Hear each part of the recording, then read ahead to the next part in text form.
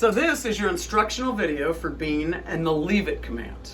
I know this is a big one for you, especially because of Dexter. So let's go back to what we were talking about in the driveway. How do you get him to stop assaulting Dexter? It starts with building the foundation of understanding and response to the leave it command. By that I mean we have to just keep doing the individual skills drills, right? Go back to the sports analogy that I made. We don't go into game time. Dexter is game time. He's not ready for game time. He has to have weeks of practicing and honing his individual skills first. We hone skills with things other than Dexter. We start with minimal excitement and we build to more and more excitement. I know this sounds familiar, right? So I'm gonna take my head out of the video so that the cute, precious boy is visible. Hey buddy, look at him. He's just curious about what's happening. Okay, so I'm gonna get some high value treats. And this is gonna look a lot like the wait command, because it's all about spatial pressure, right? Now remember in the wait command that I had a marker? I have a marker for leave it. You must have a marker that is your invisible barrier. If you don't, then you don't give him consistent signals. Now, this invisible barrier is for when he's over there. But if he comes over here, you see where he's sort of sideways to me, I need to create another barrier. So I'll make the jug the barrier here if he comes this side, and a barrier here. So whatever avenue of approach he has to you, or to your treat or your thing, you want to have a barrier on all sides, all angles. And that barrier can change from second to second. All right. So we're going to start with the beef lung, the beloved beef lung. I'm going to toss it. And notice that when I say the command the first time, I go straight for spatial pressure. Somebody knows this game. Bully slice. Wow, dude, seriously? Okay. I'm gonna move around. So, I would say that his skills are pretty tight. Now, keep in mind that my skills are pretty tight. So, this practice, when you practice it, he may charge. Now I'm putting a pile of beef lung. There we go. So that's some mad excitement right there. And he knows exactly what is expected of him. So I walk around again and I prove I'm way over here behind him. I couldn't stop him. He's paying attention to me.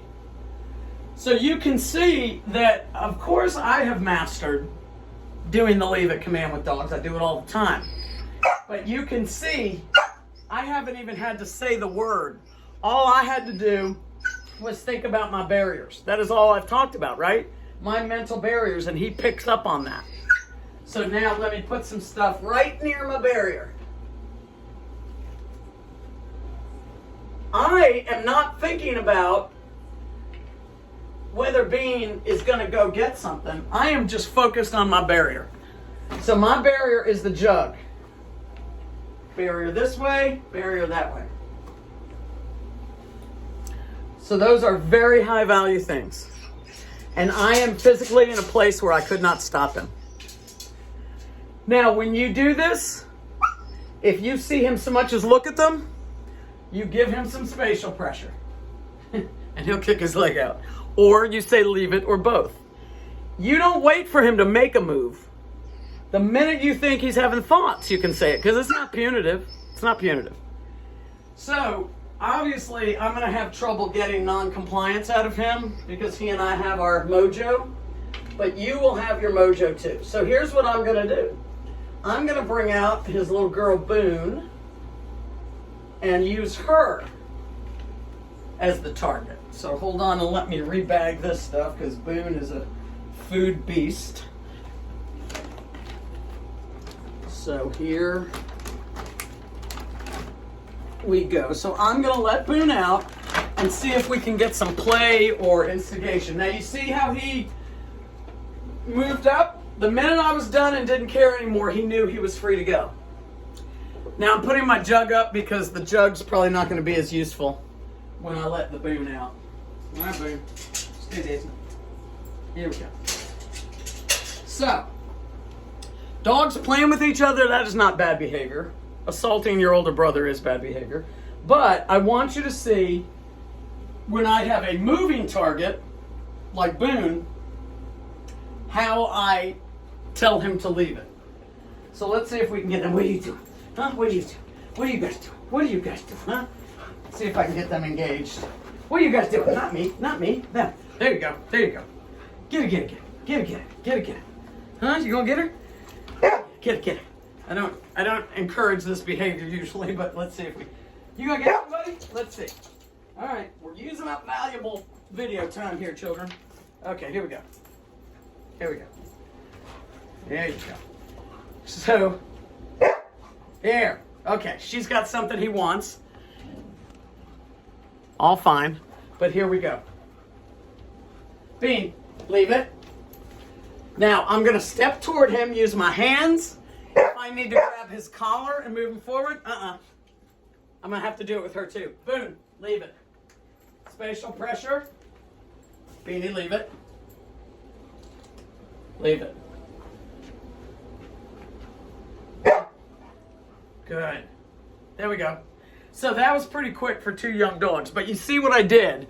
I got in between them. I backed him up and said, leave it. If I had to use my hand to block him, I would do that. If I needed to grab his collar to put him in front of me so that I could back him up, I would do that.